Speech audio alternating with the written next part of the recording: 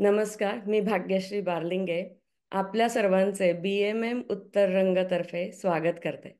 मुलं परदेशी, आई-वडील मायदेशी या उपक्रमाला भरभरून प्रतिसाद दिल्याबद्दल मनापासून धन्यवाद. आजचा ह्या चर्चासत्राचा चौथा एपिसोड.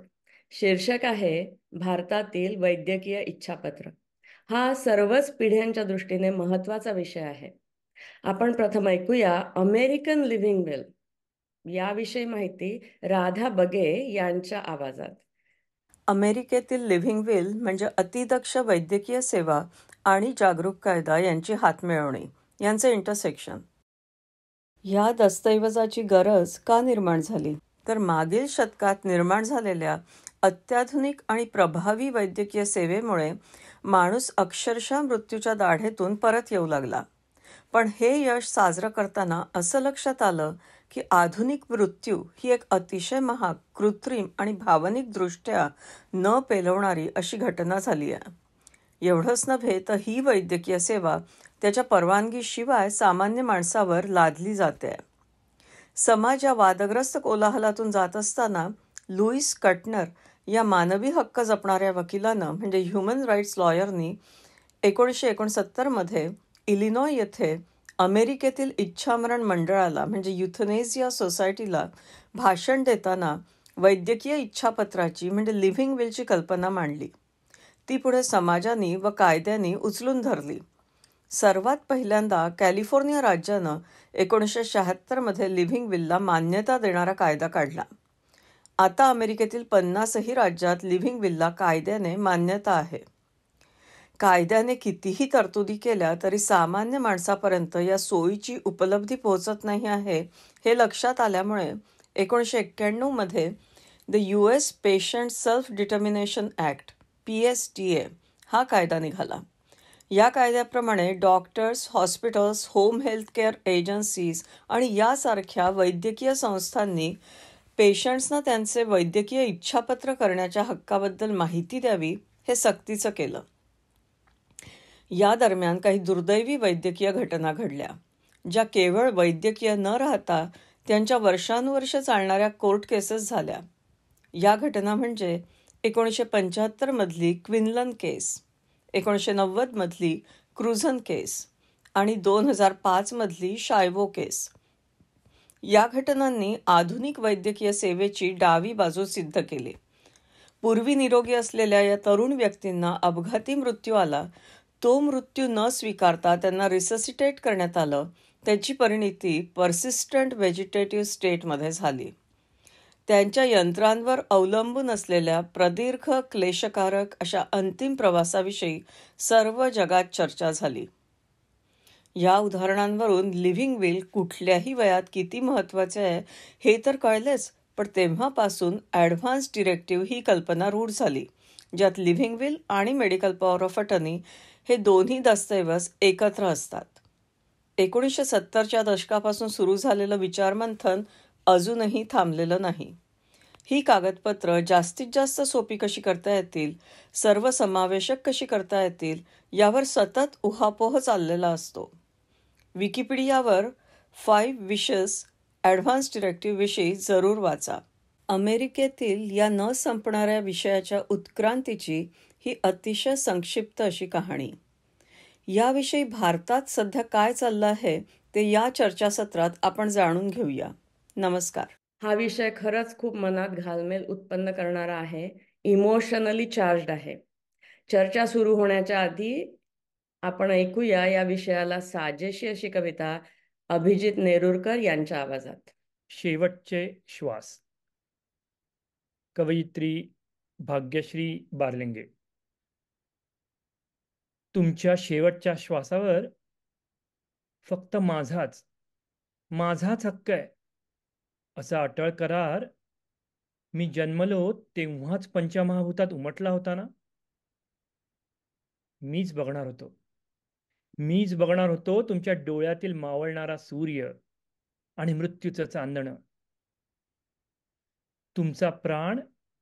तुमचा प्राण माझ्यात सामावून जावा यासाठी कितीतरी जागा केली होती खोलवर माझ्या अस्तित्वाच्या गाभाऱ्यात.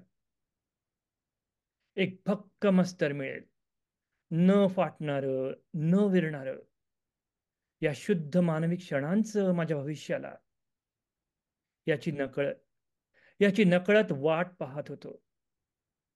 पण मी ICUच्या बाहेर फक्त माझेच श्वास मोजू शकतो. गोंधळलेले, चकित, हताश. मग असं आपल्या आयुष्यात, आपल्या मुलांच्या आयुष्यात घडू नये म्हणून आपण आधीच काही पावलं उचलायला हवीत ना. ती कुठली? हे आजच्या चर्चासत्रात आपण जाणून घेणार आहोत 2 अशा व्यक्तींकडून ज्यांनी या समस्येवर गेली अनेक वर्ष काम केलंय. आणि या व्यक्ती म्हणजे डॉक्टर रोहिणीताई पटवर्धन आणि ॲडव्होकेट निलिमाताई म्हैसूर. दोघी पुण्याच्या आहेत. आणि डॉक्टर रोहिणीताई पटवर्धन या शिक्षण आणि वृद्ध कल्याण शास्त्रामध्ये तज्ज्ञ आहेत. पुणे विद्यापीठामधून त्यांनी वृद्धाश्रमाचे व्यवस्थापन या विषयावर PhD पदवी प्राप्त केली आहे. त्यांनी पुण्यात सन वर्ल्ड फॉर सिनियर्स या वृद्ध निवासाची स्थापना केली आहे. रोहिणीताईंनी गेली अनेक वर्ष लिव्हिंग विल या विषयावरच काम केलंय आणि लोकजागृती केलेली आहे. आजच्या दुसऱ्या पाहुण्या म्हणजे पुण्यातल्या यशस्वी वकील ॲडव्होकेट निलिमाताई म्हैसूर. त्या गेली 37 वर्षे civil laws, company laws, family laws या क्षेत्रात स्वतंत्रपणे कार्यरत आहेत. निलिमाताई या एक तीव्र सामाजिक जाणीव असलेल्या वकील आहेत. ही जाणीव, हे भान नुसतं कागदोपत्री नव्हे तर त्यांनी कृतीत उतरवलं आहे. सध्या त्या मृत्यूपत्र आणि वैद्यकीय इच्छापत्र या विषयांवर खास करून ज्येष्ठांचे प्रबोधन करणारी व्याख्याने देतात.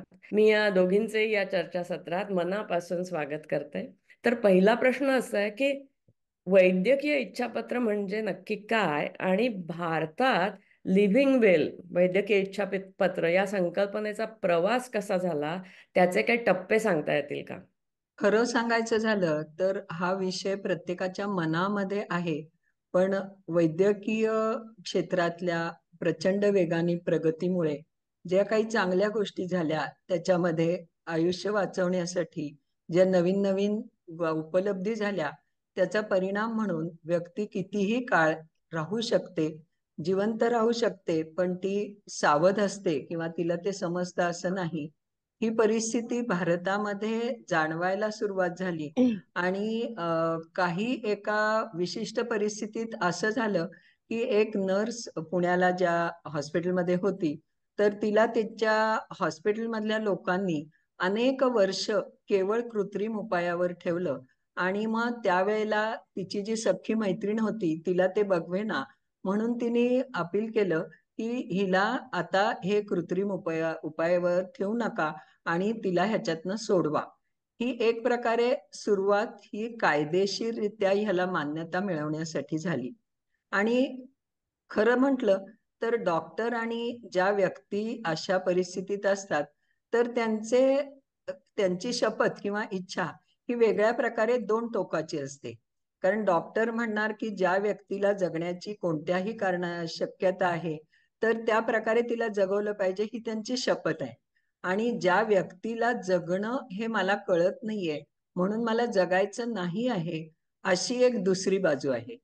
आणि हे जर प्रत्यक्षात यायचं असेल तर दोघं आपापल्या भूमिकेवर जर ठाम असतील तर प्रत्यक्षात येणं अवघड जातं.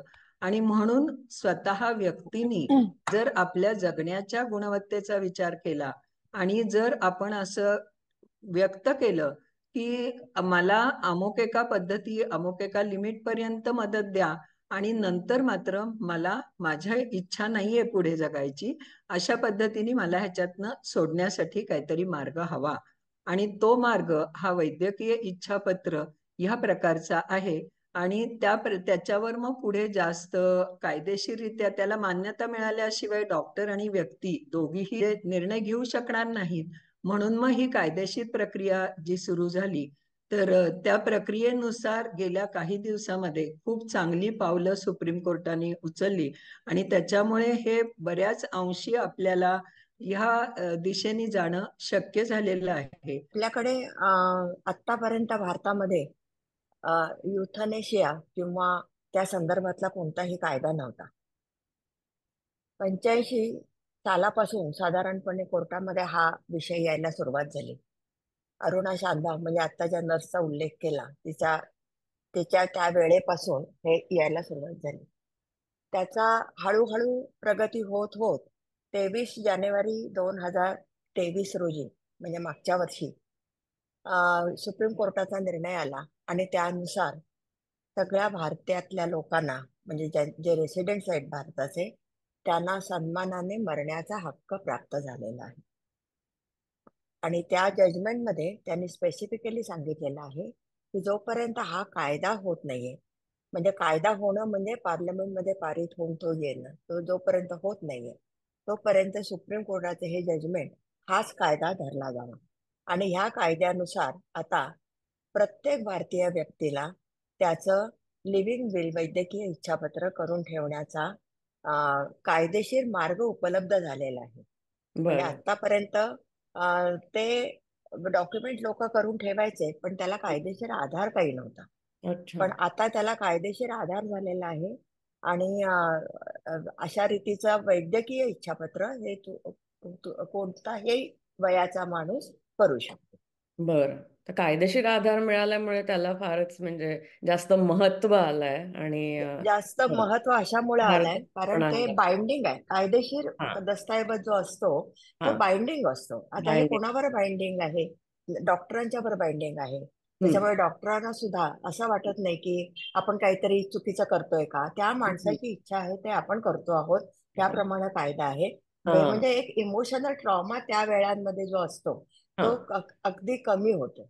तर मग एखाद्या माणसाला, एखाद्या भारतीय माणसाला लिव्हिंग विल करायचं आहे, वैद्यकीय इच्छापत्र करायचं आहे, तर मग त्यांनी ते काय करायचं, कसं करायचं, कसं लिहायचं आणि कुठे शोधायची ही कागदपत्र, म्हणजे फॉर्म्स असतील ना, तर ते कुठे मिळतील? त्याचे जे फॉर्म्स असे असे नाही आहेत. हम्म. तसे ऑनलाईन तुम्हाला अनेक फॉर्म्स मिळू शकतात, नाही असं नाहीये. वेगळ्या बरं. वेगळ्या प्रकारचे आहेत, त्याच्यापैकी कोणताही फॉर्म घेऊन तुम्ही भरू शकता तो. हम्म. मुख्य म्हणजे अं, आपल्याकडे 2 बिल्स आता झाले. त्यामुळे हे लिव्हिंग बिल आल्यामुळं हम्म. एक प्रॉपर्टीचं बिल की हा जनरली जे प्रॉपर्टीच्या संदर्भात मृत्यूपत्र केलं जातं, बरोबर. त्यामुळे मृत्यूपत्र म्हणजे तेवढे एकच आतापर्यंत होतं. हम्म. पण आता हे पण बिल आलेलं असल्यामुळं हम्म. दोन्ही मधला फरक असा आहे की प्रॉपर्टीचं जे बिल असतं ते नेहमी मृत्यूच्या नंतर अस्तित्वामध्ये येतं बरोबर. आणि वैद्यकीय इच्छापत्र हे मृत्यूच्या वेळेला त्याचं अस्तित्व संपतं. हम्म. आता हे केव्हा करायचं असतं हम्म. आणि कसं करायचं असतं? कारण अं, ह्या लिव्हिंग बिलला, वैद्यकीय इच्छापत्राला रजिस्ट्रेशन नाहीये, स्टॅम्प बरं. ड्युटी नाहीये. ते बरं. सुद्धा कोऱ्या म्हणजे साध्या कागदावर करून हम्म. एकच त्याला अट आहे ती म्हणजे ते नोटराईज करायला लागतं. आणि हम्म. त्याला पुन्हा ते 2 विटनेसेस आहेतच, डॉक्टरांचं सर्टिफिकेट पण लागतं. ह्या हम्म. 2 गोष्टी कॉमन आहेत. मात्र ते नोटराईज करून ते ठेवावं लागतं. मग ते त्याच्यामध्ये लीगल गार्डियन नेमावे लागतात की जे आपल्या वतीनं निर्णय घेतात. हम्म. त्या लीगल गार्डियनची नावं तिथे लिहायला लागतात. आणखीन मला कोणत्या वेळेला मेडिकल असिस्टन्स नको आहे, म्हणजे हम्म. तो विड्रॉ करा किंवा विथहोल्ड करा, ते हम्म. कोणत्या वेळेला नकोय याचं खूप स्पेसिफिक वर्णन जर त्यांनी त्याच्यामध्ये केलं तर हम्म. ते डॉक्टरांना पण सोपं जातं. नाही बरं. तर मग डॉक्टर लोकांच्यावरच ती जबाबदारी अशी पडते की हम्म. कायद्याने 3 कंडिशन सांगितलेले आहेत की तो जर पेशंट हम्म. टर्मिनली इल असला हम्म. हम्म. आणि त्याला प्रोलॉंग ट्रीटमेंट चालू असली हम्म. आणि त्याचा माइंड हम्म. इनडिसिजिव्ह स्टेट मध्ये जर असेल, हम्म. ह्या तिन्ही गोष्टी पाहिजेत. ह्या तिन्ही ऑर नाही आहेत, ह्या अ- आणि आहेत, अँड दोन्ही आहे. आहेत. हम्म. हम्म. त्यामुळे ह्या तिन्ही गोष्टी जर असल्या हम्म. तर हे लिव्हिंग विल आहे ते अस्तित्वात येतं. अच्छा. त्यातली जर फक्त एक असेल तर हम्म. ते अस्तित्वात येणार नाही. म्हणजे बरं. टर्मिनली इल आहे पण तो मेंटली चांगला फिट आहे तर हे हम्म. अस्तित्वात येणार नाही. बरं. बरं. कारण कायद्याच्या दृष्टीनं हा अतिशय म्हणजे दिस इज पॅसिव्ह युथनेशिया असेच शब्द त्यांनी वापरलेले आहेत. हम्म. हम्म. त्यामुळे प्रत्येकाची काळजी घेणं, त्याचा डिसएडव्हान्टेज न घेता त्यांना व्यवस्थित मृत्यू येणं सन्मानानं, हम्म. याची जास्तीत जास्त काळजी घेण्यासाठी म्हणून या सगळ्या त्यांनी अटी ठेवलेल्या आहेत की ह्या बरं. 3 गोष्टी जर असल्या तरच त्यांना मेडिकल असिस्टन्स लागणार आहे. आणि तो हम्म. मेडिकल असिस्टन्स मला नको आहे, मला हम्म. सन्मानानं, कारण त्याच्यानंतर जर माझं क्वालिटी लाईफ जर मी जगू शकत नसेल तर मग बरोबर. मला हे जीवन नको आहे असं आपण आत्ताच लिहून ठेवू शकतो. हम्म, हम्म.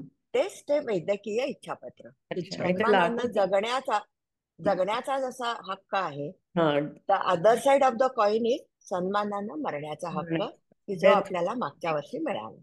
बरोबर, डेथ विथ डिग्निटी हे महत्वाचं.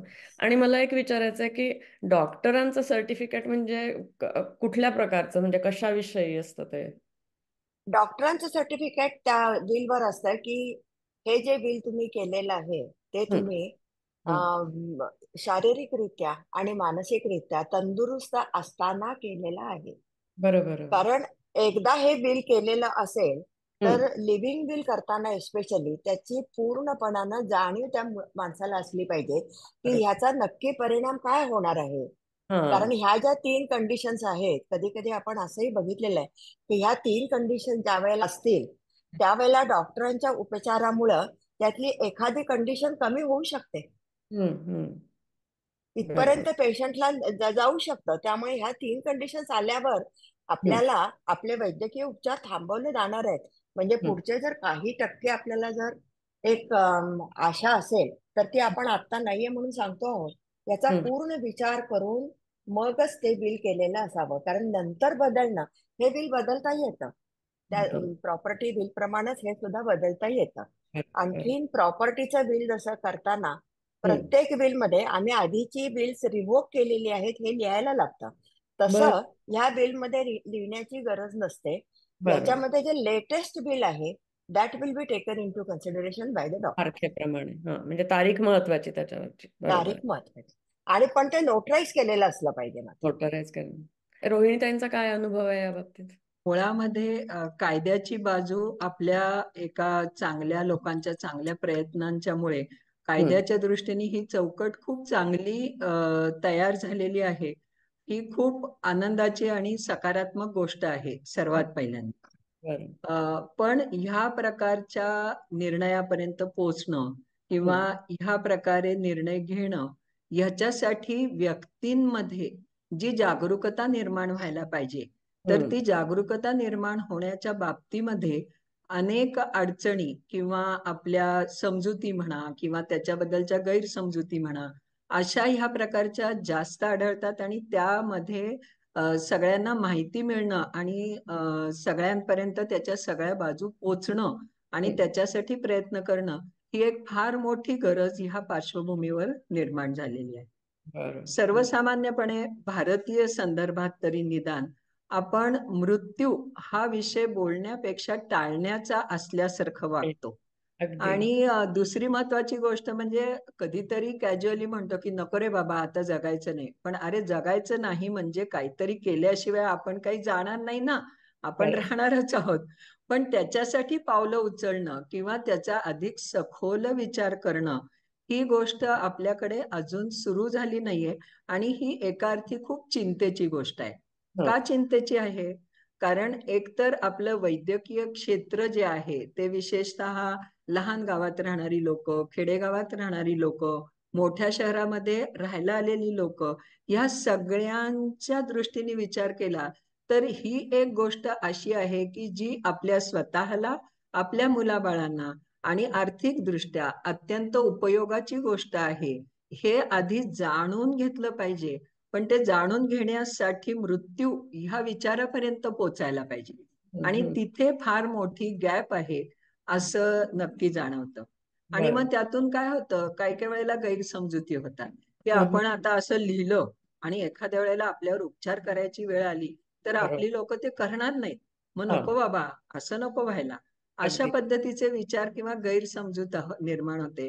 पण अगदी. खरं सांगायचं झालं तर वैद्यकीय इच्छापत्र जे जसं यांनी निलिमाताईंनी सांगितलं की जेव्हा ती व्यक्ती स्वतः निर्णय घेऊ शकण्याच्या पोझिशन मध्ये नसते तेव्हा.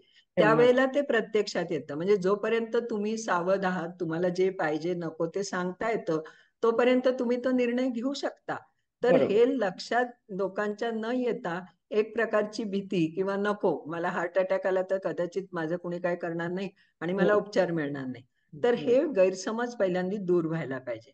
आणि बरोबर. त्याच्यासाठी तर मुख्य म्हणजे काय करायला पाहिजे की जी व्यक्ती काही एक, अगदी मी आता पूर्वीच्या काही 60 म्हणत असेल, पण निदान आता 70व्या वर्षाला तरी माणसाने विचार केला पाहिजे की कधीतरी आपलं आयुष्य हे संपणार आहे.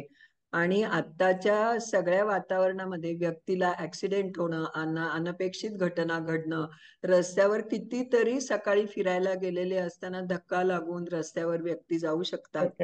अशा घटनांची जर वारंवारिता पाहिली तर लक्षात येतं की कधीही काही घडू शकतं. अशी जर परिस्थिती आहे तर सगळ्यात पहिल्यांदी गोष्ट, हे असं घडलं तर आपल्याला काय प्रकारचं नको आहे ह्याचा विचार घडला पाहिजे. आणि बरोबर. तो विचार करायचा असेल तर पहिल्यांदी आपण आणि आपल्या जवळचे लोक यांच्याशी आपण मोकळेपणाने ह्या विषयावर बोललं पाहिजे.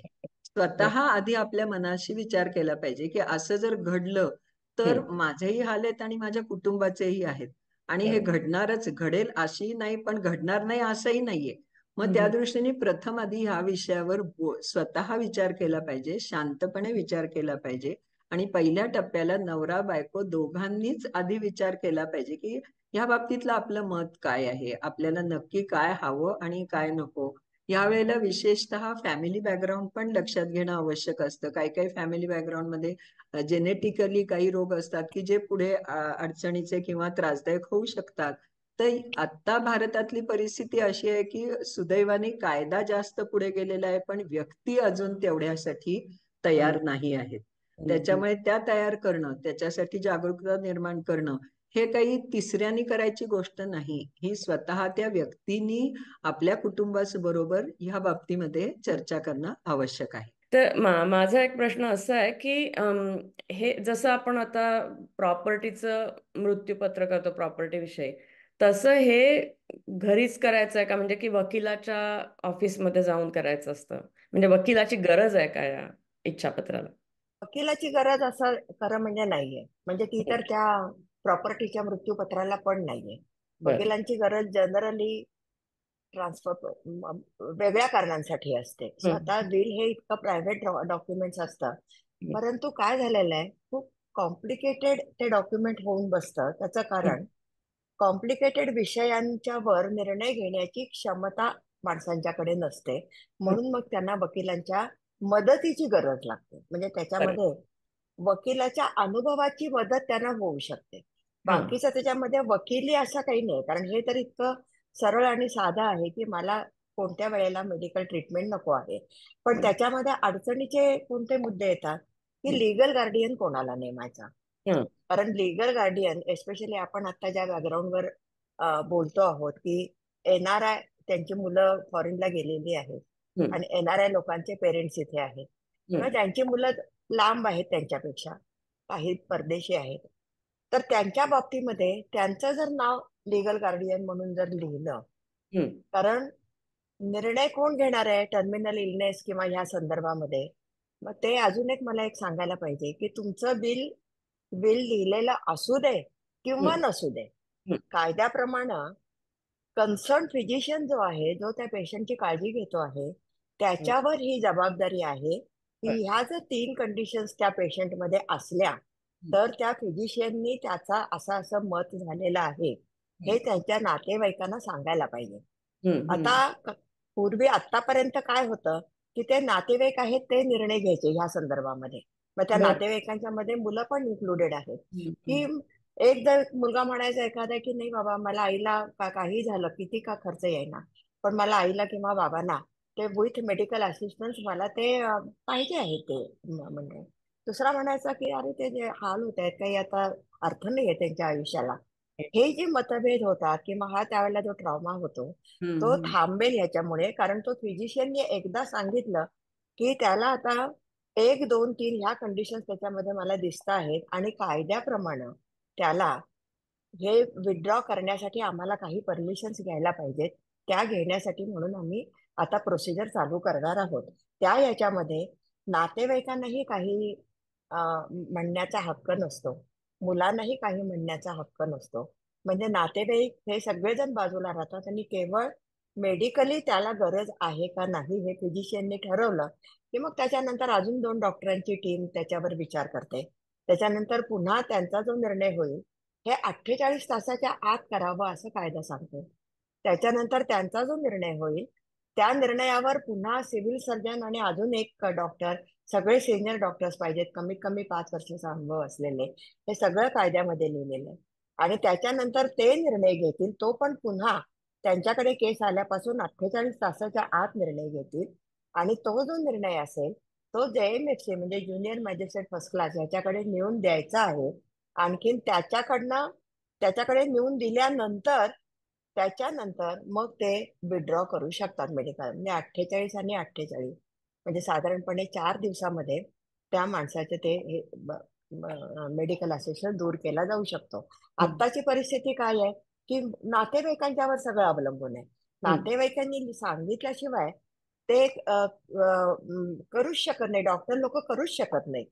कितीतरी त्यांना माहिती असल्या डॉक्टरांनी सांगितले तरी जोपर्यंत नातेवाईक सांगत नाहीत किंवा ते सही देत नाहीत, आता कोणाचीही सही घेतली जाते इथे तसं. हो, आता तो जवळ कोण असेल त्याची सही घेतली जाते. मग ती कधी सून असते किंवा कधी त्यांचा लांबचा भाऊ असतो, असं असू शकतं. आणि त्याच्यावर ते सही घेतली की मग ते पुढचं करायला तयार होते. पण ती सही करताना तो माणूस खूप मेंटल ट्रॉमा मधनं जातो तो, की आपण ही सही करतो आहोत म्हणजे आपल्या जवळच्या माणसाला आपण मृत्यूच्या खाईत तर लोटत नाही ना, असे विचित्र विचार त्याच्या मनामध्ये येत राहतात. त्या सगळ्यातून एक कायदा जो आलेला आहे त्या सगळ्यातून त्या लोकांना बाजूला करतो. पूर्णपणाने जबाबदारी फिजिशियनवर आहे. बिल जर असेल लीगल गार्डियनला बोलावून घेतात. लीगल गार्डियनला जर त्याचं पसंत नसेल, जर त्याला मान्य नसेल ह्यांचं, तर मग पुढच्या कोर्टात जा वगैरे ह्या त्यांनी ठेवलेल्या आहेत गोष्टी. पण तिकडे आपण फार डिटेलमध्ये जायला नको. जर ते लीगल गार्डियनला सांगितल्यानंतर लीगल गार्डियनची सही लागते त्याच्यावर मात्र. बरं. म्हणजे आता परवाच मला एकदम विचारत होते की आमची मुलं तिकडे आहेत, त्यांनी जर डिजिटल सिग्नेचर केली तर चालते का वगैरे. पण आता असं आहे ना की हे चालते का याचं उत्तर हो आहे. पण आय एम शुअर की मुलं जी आहेत ती थोडस जरी आई वडिलांना काही झालं तरी तिकडनं धावत येतात इकडे खरं म्हणजे. तर त्यामुळं ह्या 3 कंडिशन्स असताना मुलं तिकडे असणे शक्य, म्हणजे बरेच वेळेला त्या असतीलच त्यांच्या बरोबर. आणि जर नसले तर ते नक्की येतील त्यांना कळाल्याबरोबर. त्यामुळे त्यांची सही घेतल्याशिवाय मात्र, जर त्यांची नावं लीगल गार्डियन म्हणून नेमली असतील, सही घेतल्याशिवाय फिजिशियनला काही करता येत नाही. बरं बरं, हे महत्वाचं. हे रोहिणी महत्वाचं. काय अनुभव? नाही, मला ह्या सगळ्या प्रोसेसमध्ये म्हणजे कायद्याच्या दृष्टीने हा हक्क काय आहेत हे नेहमी कायदा जरी असला तरी समाजात वावरताना किंवा प्रत्यक्ष ही प्रोसेस ही जी घडावी लागते तर ती घडणं तरी आवश्यकच आहे. आणि ती घडताना मुख्यतः आपल्याला खूप म्हणजे ज्याला म्हणतो ना टप्प्याटप्प्याने ह्याचा विचार करणं आवश्यक आहे. कारण मृत्यूबद्दल निर्णय घेणं ही अचानक किंवा लगेच घडणारी गोष्ट नाहीये. त्याच्यामुळे त्याच्यावर जेव्हा मला वेगवेगळ्या ठिकाणी व्याख्यानं देताना जे प्रश्न विचारले जातात किंवा प्रत्यक्षात काय करायला पाहिजे त्यांना तो जो एक गायडन्स लागतो, तर त्या दृष्टीने मला महत्वाचं असं वाटतं की सर्वात महत्वाची गोष्ट अशी आहे की वैद्यकीय इच्छापत्र हे प्रत्यक्षात आणणं ही एक शेवटची कृती असली तरी त्याच्या प्रोसेसमध्ये एकूण 4 लोक इन्व्हॉल्व असली पाहिजेत आणि इन्व्हॉल्व होतात. आणि त्याच्यातला मुख्य रोल अर्थातच त्या व्यक्तीचा असतो. म्हणजे स्वतः ज्या व्यक्तीची इच्छा काय आहे. काही लोकांना नसतं मृत्यूला स्वीकारायचं, म्हणजे असं आपण म्हणू नाही शकत. त्याच्यामुळे जी स्वतः व्यक्ती आहे तिन्ही मुळामध्ये मला काय हवं आणि कशा प्रकारे नको आहे. म्हणजे काही वेळेला असंही ते म्हणतात की मला ट्यूब फिडिंग नको आहे, किंवा असंही ते म्हणू शकतात की ज्या क्षणी मला मी जगतो का नाही म्हणजे कळत नाही त्या क्षणी, अशा अनेक गोष्टींच्या त्यांनी पॉसिबिलिटी विचारात करून तो निर्णय घ्यायला पाहिजे. आता व्यक्ती जेव्हा निर्णय घेते तेव्हा प्रत्यक्ष इथे गोष्ट कशी आहे, व्यक्तीने घेतलेला निर्णय आहे पण आणण्याची जबाबदारी दुसऱ्या व्यक्तीवर आहे. हा जो दोन्हीच्या मधला अंतर आहे ना तर ते अंतर खूप महत्वाचे आहे. आणि त्याच्यासाठी एक जर आपण विशिष्ट टप्प्यांनी विचार केला तर ही प्रोसेस ही दोघांनाही सोयीची होऊ शकते.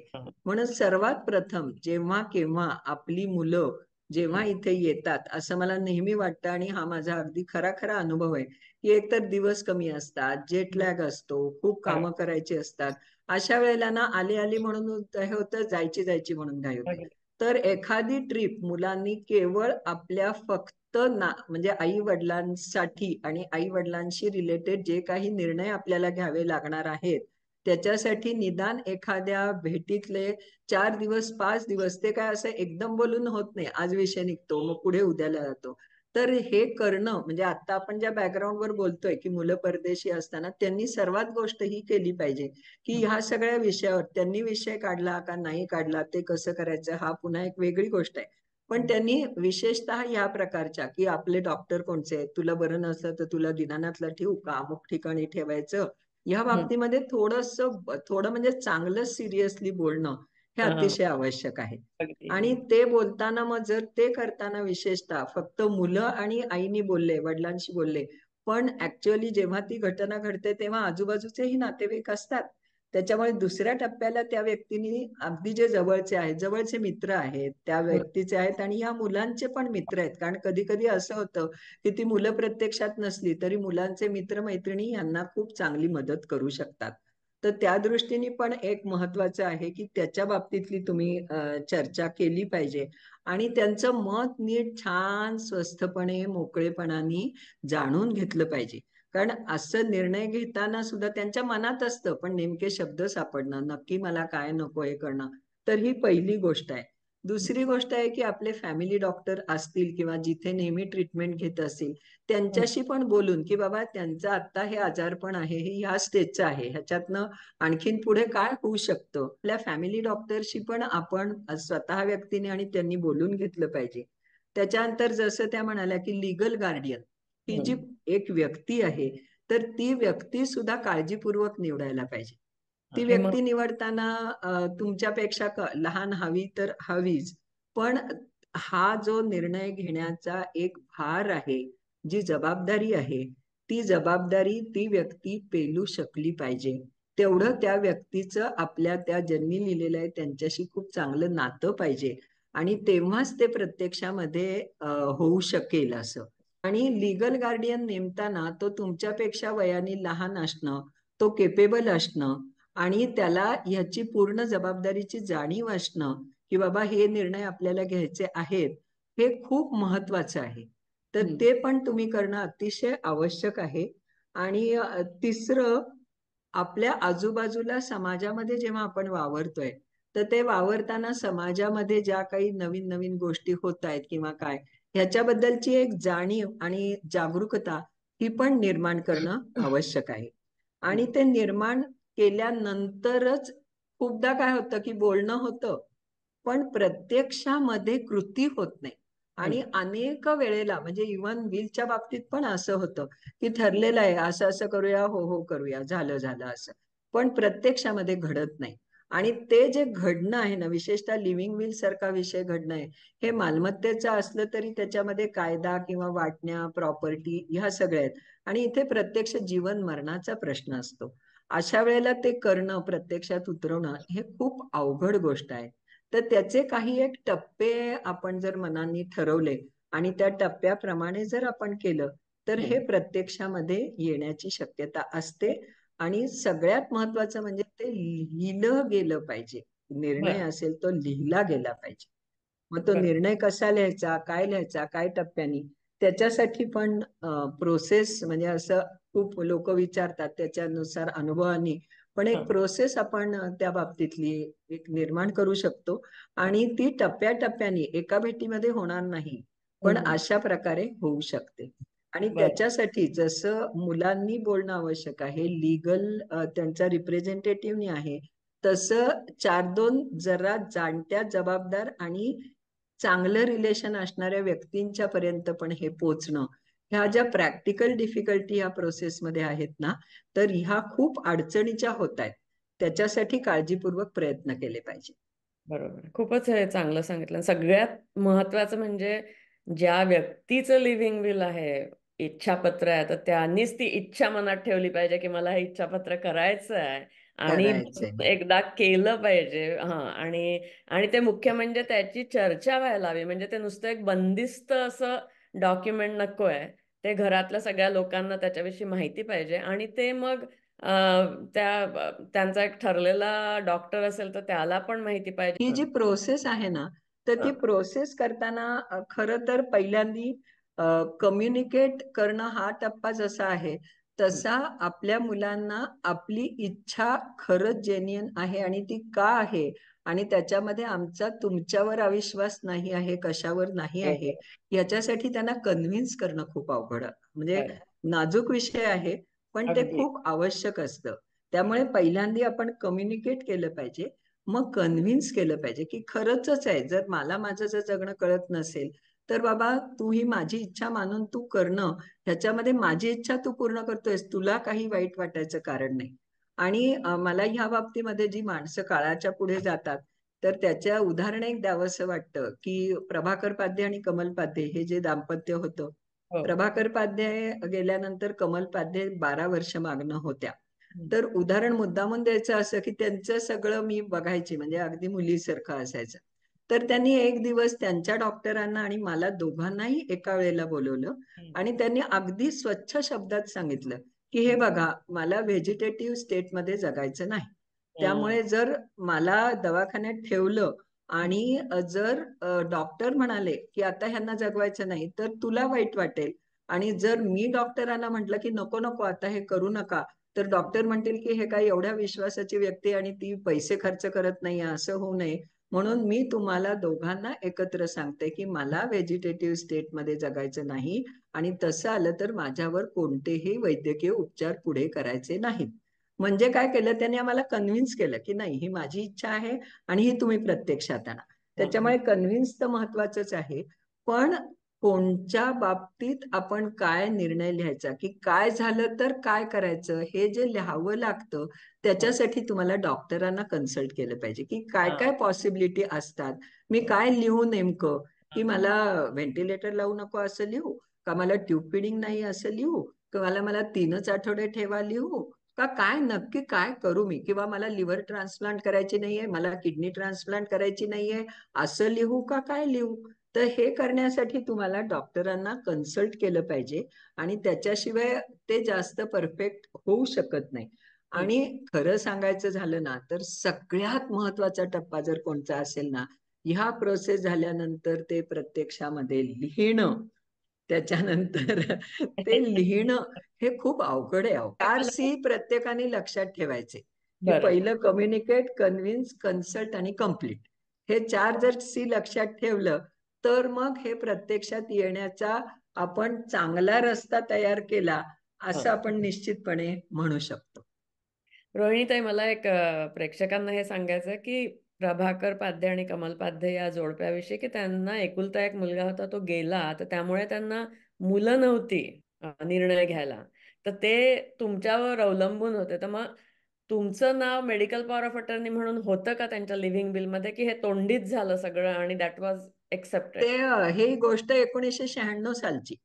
अच्छा, म्हणजे तोपर्यंत काही त्यावेळेला तर हे नव्हतं, बरोबर. पण त्यांनी ती जागरूकता त्यांच्यात होती. म्हणजे They were ahead of their म्हणजे time. आणि त्यांनी नशीबवान. खूप छान सांगितलं होतं. आणि माझ्या आईनी सुद्धा तसं केलं होतं. म्हणजे आई गेली त्याच्यानंतर तिने तिच्या वयाच्या सहस्र चंद्रदर्शनाच्या कार्यक्रमाच्या वेळेला सगळ्यांच्या समोर सांगितलं की मला हॉस्पिटलमध्ये न्यायचं नाही. मग तिचा इथे तुम्ही उपचार करा, घरी माणसं ठेवा, काहीही करा. म्हणजे हे एक प्रकारे होत होतं. पण आता काय आहे ना, ह्याच्यातल्या ज्या अनवॉन्टेड घटना घडू शकतात आणि त्याचा जो गैरवापर केला जाऊ शकतो.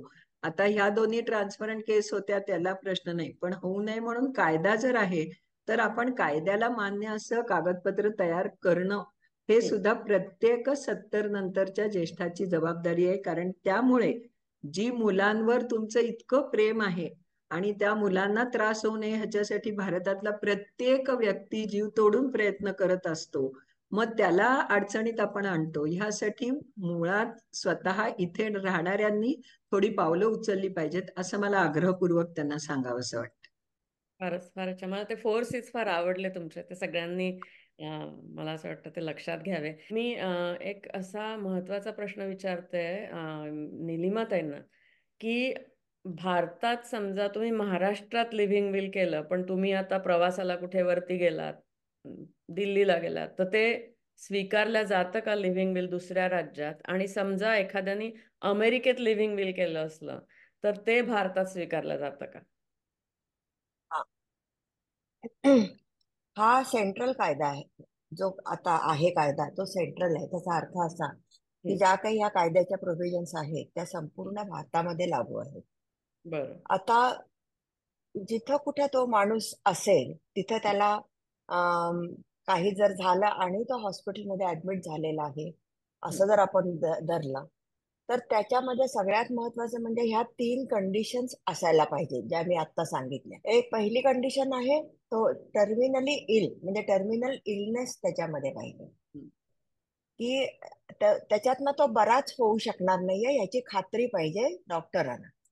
दुसरं जे आहे ते प्रोलॉंग ट्रीटमेंट त्याची चाललेली आहे, म्हणजे कॅन्सर सारख्या ठिकाणी किंवा अजून बाकीचे जे डिसिजेस असतात प्रोलॉंग ट्रीटमेंट असलेली पाहिजे. म्हणजे टर्मिनल इलनेस आहे पण प्रोलॉंग ट्रीटमेंट नाहीये असं जरी असलं तरी लिव्हिंग विल अस्तित्वात येणार नाही.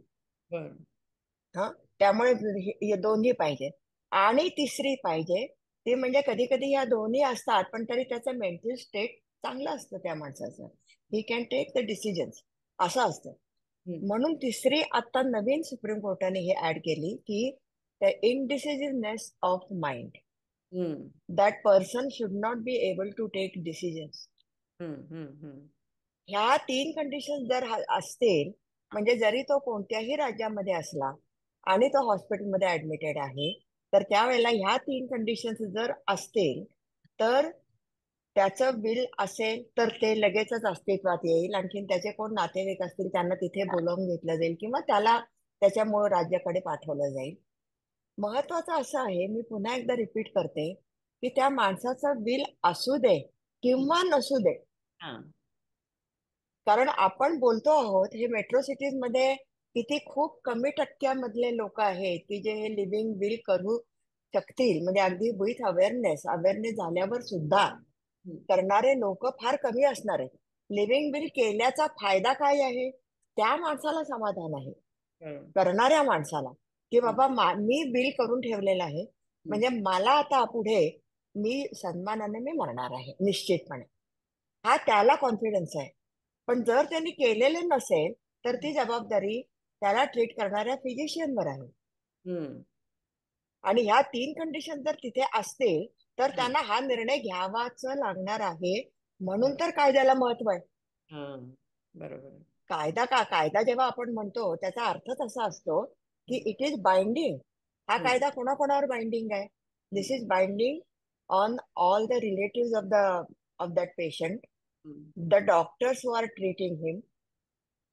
त्याच्यामध्ये रिलेटिव्ह मध्ये मुलगा मुलगी कोणीही असू दे, hmm. It is binding on him की देम की त्यांनी लिव्हिंग विल केलेलं आहे आणि त्याप्रमाणे डॉक्टरांनी पुढच्या स्टेप्स घ्यायला पाहिजे. बरोबर. मात्र त्याच्यात त्यांनी एखाद्या वेळेला जर असं होऊ शकेल की डॉक्टर सुद्धा समजा दुसरे काही सक्सेसर्स आहेत, डॉक्टरांना त्यांनी एक थोडस पुश करून असं म्हणायला सांगितलं, असं जर झालं तर लिगल गार्डियनवर पुन्हा विश्वास त्यांनी ठेवलेला आहे, ते त्याला ऑब्जेक्शन घेऊ शकतात. They will not sign on it. त्यांनी बरं. जर साईन नाही केलं तर मग तो फिजिशियन काही करू शकत नाही. इथे फरक लक्षात घ्या की हम्म. विल केलेलेच नसलं तर फिजिशियनला 100% पॉवर आहे. हम्म. हम्म. पण विल केलेलं असलं हम्म. तर मात्र power legal guard. Goes to the legal guardians. आणि बरोबर. लिगल गार्डियन्स जोपर्यंत सही करत नाहीत तोपर्यंत लिव्हिंग विल अस्तित्वात येत नाही. बरं. मला एक अजून प्रश्न असा आहे की प्रोलॉंग ट्रीटमेंट याची डेफिनेशन असेल ना, की प्रोलॉंग म्हणजे काय? 1 महिना, 6 महिने, 1 वर्ष, काय असं काय लिहिलेलं आहे का? की it just a matter of understanding of the that physic. Is matter of understanding of the doctors. हां. प्रोलॉंग ट्रीटमेंट लेमनला काय वाटतं आहे त्याचा प्रश्न नाहीये. मग हां. ती ट्रीटमेंट एखादी ट्रीटमेंट अशी असू शकते की जी 6 महिने जरी चालली ती तरी सुद्धा प्रोलॉंग, कारण doctor is the person who can decide की प्रोलॉंग ट्रीटमेंट चाललेली आहे, हे आता टर्मिनल इलनेस आलेला आहे आणि इनडिसिज स्टेट ऑफ माइंड आहे. हम्म. हे बरं. डॉक्टरच ठरवू शकतात, बाकीचं कोणी नाही. बाकीचं कोणी नाही. बरोबर आहे. लिव्हिंग विल हे एकदाच करायचं की दरवर्षी रिन्यू करावं लागतं की कधी? काही काय नाही, काही नाही. आहे का रोहिणीताई? हां. नाही नाही, रिन्यू करावं लागतं, कायद्याची काही अडचण नाही. फायद्याची काय असेल, हां, एकदा केल्यावर ते, किंवा जर आपल्याला ते वाटलं तर आपण बदलवू शकतो, पण इट्स नॉट रिन्यू रोज म्हणजे. पण हां. रोज या बदला, रोज बदला. बाबतीमध्ये या बाबतीमध्ये एक मला नेहमी सांगावंसं वाटतं की केल्यानंतर नुसतं मी केलंय आणि तुमच्याकडे ठेवलंय तर कोणाला स्वप्न नाही ना पडणार. त्यामुळे ते केलेल्याच्या कॉपीज काढायला पाहिजे. त्या कॉपी आपल्या मुलांना पाहिजेत, त्या आपल्या इझिली अवेलेबल होईल अशा पाहिजेत. आपल्याला आपले डॉक्टर असतील तर त्या डॉक्टरांना तुम्ही सांगून ते केलेलं असलं पाहिजे. कित्येकदा असं होतं की मी केलंय बाबा लिव्हिंग विल, पण अरे ते केलंय ते कुठे आहे, काय आहे, त्याच्यात काय आहे. त्यामुळे त्या कॉपीज डिस्ट्रीब्यूट करणं हे सर्वात महत्वाचं आहे. आणि ते त्या जबाबदार ज्या ज्या कोणी म्हणजे लिगल गार्डियनला तर ऑफकोर्स लागणारच आहे. आणि लिगल गार्डियनचा रोल इतका महत्वाचा आहे आणि तो लिगल गार्डियन तयार करणं it self is a process. ते सगळ्यांनी लक्षात घ्यायला पाहिजे. अचानक तुम्ही एखाद्याला म्हटलं की अरे मी तिकडे असतो तर तू हा निर्णय घ्यायची वेळ आली तर तुझी सही कर बरं, तसं चालणार नाहीये ना. म्हणजे तुम्हाला ही प्रोसेस खूप काळजीपूर्वक पूर्ण करायला हवी आहे. आणि एकदा केल्यानंतर जर तुम्ही योग्य त्या ठिकाणी कॉपीज दिलेल्या असतील तर मग पुन्हा करायची वेळच येणार नाही, कारण ते सगळ्यांना पोचलेलं आहे तसं. म्हणजे कायद्याची जी प्रोव्हिजन आहे त्याच्यामध्ये एक कॉपी कॉर्पोरेशन कडे तुम्हाला द्यायला पाहिजे. कॉर्पोरेशननी कस्टोडियन्स नेमलेले आहेत हो हो आपल्यासोबत, हो हो त्यांच्याकडे द्यायला पाहिजे. आणि त्यांची जी ऑनलाईन प्रोसिजर आहे, म्हणजे आता सुद्धा आधार कार्ड म्हणा किंवा आपले प्रॉपर्टी टॅक्स आपण जे भरतो ते सगळे ऑनलाईन दिसत असतात. तर तसंच हे सुद्धा, म्हणजे आता मेडिकल रिपोर्ट्स वगैरे सुद्धा आपल्याला हॉस्पिटल कडून ऑनलाईन दिसू शकतात. म्हणजे त्यामुळे तुम्ही कुठेही जरी असलात तरी हे रिपोर्ट्स जसे ऑनलाईन दिसतात तसं लिव्हिंग बिल सुद्धा जर त्या माणसांनी केलेले असेल तर it is part of his health record. आता अमेरिकेमध्ये जे बिल केलेली आहेत ती भारतामध्ये, कारण आता ज्या मी प्रोव्हिजन सांगितल्या त्या भारतातल्या रेसिडेंटला लागू आहे. अमेरिकेमध्ये राहणारे लोक आयदर ते भारतातले रेसिडेंट असतील किंवा अमेरिकन सिटीजन असतील.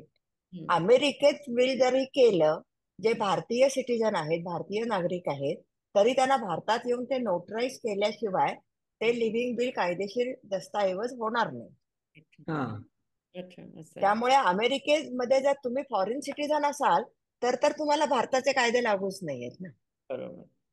त्या सिटीत त्या फॉरेन सिटीजनचा अर्थच असा की तुम्ही सगळे त्या त्या देशाचे कायदे तुम्हाला लागू आहेत. हा, बरोबर. म्हणजे best thing to do is म्हणजे भारतात आल्यावर तिथलं एक वेगळं लिव्हिंग बिल करावं आणि इकडचं एक वेगळं करावं, हेच हो सगळ्यात चांगलं. हो मला एक सांगायचं आहे की जे अमेरिकेतलं लिव्हिंग बिल असतं तर त्याच्यामध्ये असे 5 किंवा 6 क्लॉजेस असतात. तर सगळ्यात पहिल्यांदा would you like to have CPR done in case of cardiopulmonary arrest, हे पहिलं. दुसरं ते मेकॅनिकल व्हेंटिलेशन म्हणजे व्हेंटिलेटरवर ठेवणं चालेल का. मग तिसरं फीडिंग ट्यूब, चौथं हिमोडायालिसिस, 5वं असतं आणि हे हे खूप महत्वाचं ठरतं स्पेशली इन डिमेन्शिया की would you go for recurrent hospitalisation. तर तो इतका महत्वाचा मुद्दा असतो फॅमिलीसाठी, कारण की जर पेशंटनी सांगितलं की नाही मला जर असा ॲडव्हान्स डिमेन्शिया असला मला तुम्ही नेऊ नका, फॅमिली मुक्त होते, तर ते ते फार महत्वाचं आहे. आणि मग सगळ्यात शेवटी त्याच्यात बऱ्याच गोष्टी आहेत की ब्लड ट्रान्सफ्युजन, खूप हाय लेवल अँटीबायोटिक्स, किमोथेरपी, ह्या सगळ्या गोष्टी येतात. आणि ऑर्गन डोनेशनचा पण एक भाग आहे, पण तो ऑर्गन डोनेशन मंजुषा आपण आपल्या ड्रायव्हर्स लायसन्सवर असतं की बरोबर. तर ते लिव्हिंग विलवर येतच असं नाही, पण लोकांनी they have taken the liberty of writing whatever they want to do. आणि दे हॅव ऑल्सो रिटन की मी मेल्यानंतर कुठल्या मॉर्च्युअरीमध्ये माझी बॉडी जाईल, कुठे क्रिमेशन होईल की म्हणजे हे होईल, बेरियल होईल, ते सगळं लिहितात. आणि मग या बाबतीत मी नेहमी म्हणजे हा विषय इतका गहन, इतका इमोशनली चार्ज असतो की ते कसं इवन पेशंटशी बोलायचं किंवा इवन आई वडिलांशी बोलायचं हे खूप कठीण असतं. तर मी मागेही एका आपल्या चर्चासत्रात हा एक छोटासा विनोद आहे जो की it gets the bug going basically, की बॉब होपला एकदा विचारलं होतं की after your death would you like to be cremated or buried. तर त्यांनी 1 सेकंड विचार केला आणि तो म्हणाला सरप्राईज मी. आणि तो तर त्यामुळे आपण आपल्या आईवडिलांना सरप्राईज नाही करणार आहोत. आपण त्यांना म्हणणार तुम्हाला लिहायचंय त्या कागदावर की तुम्हाला काय पाहिजे. तर आणि मग लोक अगदी सांगतात की क्रिमेशन इथे करा आणि माझ्या ऍशेस इथे नेऊन spread. Everything is written very clearly की मुलांना म्हणजे जो ग्रीव्हिंगचा पिरियड असतो, हो तोच की. लिव्ह इट टुगेदर, आणि तो त्यांचा चांगला जातो, हा शब्द नाही वापरता येत, पण ते ग्रीव्हच करतात. त्यांच्या मागे अशा झंझटी राहत नाही ऑफिशियल की अरे बापरे आता काय निर्णय घ्यायचा आहे. तर हे मला लोकांना सांगायचं आहे की हे या गोष्टी सुद्धा चर्चेला गेल्या पाहिजे. तर पाहिजेत. हा, तर भारतातल्या लिव्हिंग विल मध्ये इच्छापत्रात असे मुद्दे आले आहेत का सगळे? काय आहे सांगते, तुमच्याकडे हॉस्पिटलमधनच हा अवेअरनेस होतोय. होय. आमच्याकडे हॉस्पिटल इनॅक्टिव्ह आहेत. हो अरे. हो. हम्म. हॉस्पिटलमध्ये असं हा म्हणजे त्या कारण काय होतं, सगळं हे फिजिशियनवर जबाबदारी आल्यापासून पुढचा सगळा रोल हॉस्पिटलचा आहे कायद्यामध्ये. हम्म. हम्म. एकदा लिगल गार्डियननी सही करून दिली की सगळे 3 डॉक्टरांची समिती करायची, कमिटी करायची, परत 3 डॉक्टर, पुन्हा हॉस्पिटलनीच JMFC ला जायचं. हे हॉस्पिटलनी करायचंय. त्याच्यामुळे हॉस्पिटल त्यांना भाग काही घ्यायला काय. नकोय सध्या तरी, आता तरी नकोय त्यांना. अच्छा अच्छा. मग बरं. त्यांना माहिती नाहीये का कायदा? नक्की माहिती आहे, कारण डिस्ट्रिक्ट लेवल पर्यंत ह्या कायदा, जो सुप्रीम कोर्टाचा कायदा आहे, त्याच्या तिथपर्यंत प्रती जायला पाहिजेत. हे पुन्हा जजमेंटमध्ये लिहून ठेवलेलं आहे की ह्या हा. सगळ्या हॉस्पिटलमध्ये, राज्यातल्या सगळ्या हॉस्पिटलमध्ये हे जायला पाहिजेत म्हणून. पण त्यांना ते ते घेतलं जात नाही. त्यामुळे जे आता तू सांगितलं की आमच्याकडे हॉस्पिटलमध्ये असं असतं म्हणून, तर ते इथे नाहीये. महत्वाचाच ठिकाणी अवेअरनेस नसल्यामुळं मग आमच्यासारख्यांना अवेअरनेस करावा लागतो. बरं, ते पुन्हा आणि हॉस्पिटलमध्ये गेल्यानंतर जरी लिव्हिंग विल असलं समजा किंवा काही, तरी पुन्हा फिजिशियन पुन्हा पुढे किती जबाबदारी घेतली जाईल काही नाही, हे तर अजून आम्हाला कळायला अजून किती दिवस कळायलाच जाणार नाही. आहेत माहिती नाही आम्हाला. मला अजून एक महत्वाचं सांगायचं, आणि Manjusha will be able to tell better about it, की जो पेशंट सेल्फ डिटर्मिनेशन ऍक्ट आहे आमच्या इथे, त्याच्याप्रमाणे म्हणजे तो मी पहिली जी माहिती सांगितली त्याच्यात ते सांगितलं गेलं की जिथे कुठे पेशंट जाईल, hospital, nursing home, long term care, whatever, किंवा घरी होम हेल्थ केअर येत असेल, तर Manjusha will be able to tell better की तुम्ही काय करता, कारण की she is an occupational therapist. हा, सो बेसिकली होम हेल्थमध्ये मी जेव्हा पेशंटच्या घरी जाते आणि आम्ही स्टार्ट ऑफ केअर म्हणतो, म्हणजे पहिला जो हेल्थ केअर प्रोफेशनल असेल हु स्टार्ट्स द पेशंट ती केस, तर that is the first question we ask की त्यांच्याकडे हे सगळं आहे का लिगल डॉक्युमेंट्स, आणि असेल तर we make a copy of it आणि आम्हाला आमच्या ऑफिसला सबमिट करावी लागते. सो जस्ट इन केस त्या ट्रीटमेंटच्या प्रोसेसमध्ये कधी अशी वेळ आली तर we have all the required documents.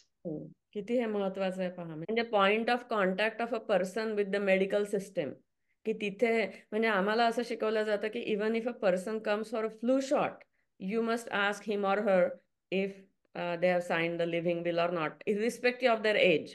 म्हणजे हे हा विनोद ठरू शकेल की इरिस्पेक्टिव्ह ऑफ देअर एज कसा, मग 25 वर्षाचा मुलगा आला तर तुम्ही विचारणार आहे का तू लिव्हिंग विल केलं का? तर ते विचारायचं आहे, कारण की त्या ज्या केसेस झाल्या परसिस्टंट व्हेजिटेटिव्ह, ज्या की वर्षानुवर्ष होतं, महिने वर्षानुवर्ष लोक जेव्हा व्हेंटिलेटरवर जातात, त्रिशंकू अवस्थेत जगतात, तेव्हा अशा सोसायटीमध्ये हे आलंच. आणि हे आपण आपली वाटचाल भारतातली तिकडेच आहे, हो, तिकडेच आहे. पाश्चिमात्य मेडिसिनच फॉलो करतो आपण सगळं. त्यामुळे तर म्हणजे मला असं म्हणजे एकूण तुमच्या दोघींशी बोलून असं वाटतंय की work is in progress and good things are happening. म्हणजे मला असं वाटतं की येस, लिव्हिंग विलचं हो हो, रुजलंय. नक्की नक्की. हा, आणि निश्चितपणे. छानच होत आहे. म्हणजे आता अमेरिकेत ते 70s मध्ये सुरू होऊन आता इथपर्यंत त्याचा वृक्ष झालेला आहे लिव्हिंग विलचा. आणि ते 5 विशेस नावाचं जे आहे ना, ते फारच उत्तम आहे बरं का. आम्ही ते सगळ्या पेशंटना देतो, हॉस्पिसवर जाणाऱ्या, क्लिनिकमध्ये असणाऱ्या सगळ्यांना ते हो, देतो. तर ते वाचा तरी एकदा. मी प्रेक्षकांना ती विनंती करेन की विकिपीडियावर जाऊन त्याच्याविषयी वाचा, तर त्याच्यामधून तुम्हाला प्रश्नांची खूप उत्तरं मिळतील. आपला जो एक पर्पज आहे आपल्या ह्या सगळ्याचा, की मुलांचा ह्याच्यामध्ये सगळ्याच्या मध्ये रोल काय असावा, हम्म. की त्यांनी काय करायला पाहिजे. आई हम्म. वडील इकडे आहेत आणि हा. मुलं तिकडे आहेत, तर त्या परिस्थितीत त्यांनी काय करायला पाहिजे. हम्म. तर मला असं वाटतं की ते डायरेक्टली समजा, म्हणजे कम्युनिकेट हा तर पहिला आहेच, ते ते कसं रीतीनं करायचं, हा चांगल्या रीतीनं करता चांगलंच आहे, झालं व्यवस्थित तर चांगलंच आहे. पण निदान अशी जी काही वेबिनार्स होतात ते अटेंड करावीत त्यांनी, हा. असं त्यांनी ते सांगू शकता. किंवा काउन्सिलरकडे जा किंवा वकिलांच्याकडे जा तिथे, की जे तुम्हाला नीट सांगू शकतील. अशा रीतीनं तुम्ही थर्ड पर्सन कडून तुम्ही ह्या गोष्टी तुम्ही त्यांना सांगू शकता. ह्या बाबतीमध्ये तसा जर विचार केला तर पूर्वीपेक्षा अलीकडे ह्या विषयावर वेगवेगळ्या ठिकाणहून चौकशीसाठी किंवा आम्हाला लेक्चर द्यायचं आहे, वेगवेगळे म्हणजे प्रमाण चांगलं वाढलेलं आहे की लोक जाणून घ्यायला उत्सुक आहेत की जी पूर्वी टाळायची असं. बरोबर. या सगळ्या गोष्टी शिकताना किंवा माहिती करताना मी माझ्यावरून उदाहरण सांगते की मी स्वतः माझं हे सगळं पहिल्यांदा केलं. सो मी बरोबर. माझे बहीण भाऊ आई वडील सगळ्यांना सांगू शकले की हा. मला किती रिलीफ मिळतोय हे केल्यामुळे आणि किती क्लॅरिटी आली आहे. आणि बऱ्याच सिच्युएशन मध्ये ते पण बऱ्यापैकी वेळा उपयोगी पडतं. कारण बरोबर. दुसऱ्याला सांगणं खूप सोपं असतं, पण अगदी. स्वतःवर वेळ आली की Wien you go through that process तर आपल्याला कळतं की काय गोष्टी कठीण होत्या. म्हणजे हे ओपनली सांगायला नको, पण मी आणि माझा नवरा आमच्या दोघांच्याही इच्छा वेगवेगळ्या आहेत आणि we have a clarity on that document. मला दुसरं एक महत्वाचं असं सांगायचं होतं की this does not mean not to treat. म्हणजे जेव्हा तुम्ही सांगता आम्ही do not resuscitate, do not intubate अशी ऑर्डर असते चार्टमध्ये किंवा तुमच्या क्लिनिकच्या चार्टमध्ये किंवा हॉस्पिटलच्या चार्टमध्ये किंवा जर तुम्ही ग्रुप होममध्ये गेला तर तुमच्या चार्टमध्ये असते वगैरे. It doesn't mean that you will not be treated or you will not be taken to the hospital unless you have specifically said so. तर हे महत्वाचं आहे. नाही तर लोकांना भीती काय वाटते म्हणजे अमेरिकेतल्या सुद्धा की अरे बापरे मी जर असं लिहिलं की झालं मला मेडिकल केअरच मिळणार नाही. मिळणार दॅट नाही, इज नॉट द केस. हा, तर त्यामुळे ते जरा त्याची नोंद घ्यावी. लक्षात घ्यायला पाहिजे. सो आजचं आपण सेशन ऑफिशियली थांबवूया. निलिमाताई, रोहिणीताई आणि भाग्यश्री, मनापासून आभार BMM उत्तरंग तर्फे. अशा चर्चासत्रांची अतिशय गरज आहे आम्हाला गरज आहे. आणि तुम्ही खूप मनापासून सगळ्या प्रश्नांची उत्तरं दिली. आम्हाला कायद्याची बाजू सांगितली, भावनिक बाजूही सांगितली. सो अशीच चर्चासत्र BMM कडून कायम घडू देत आणि आम्हाला माहिती मिळू दे अशी मी इच्छा करते. आणि सगळ्या ऑडियन्सचे मनापासून धन्यवाद, कारण तुम्ही जर आले नाही तर या चर्चासत्राचा काहीच उपयोग नाहीये. सो अशीच उपस्थिती राहू द्या आणि काही प्रश्न असतील तर आम्हाला जरूर ईमेलद्वारे कळवा. उत्तरंग@bmmonline.org. धन्यवाद.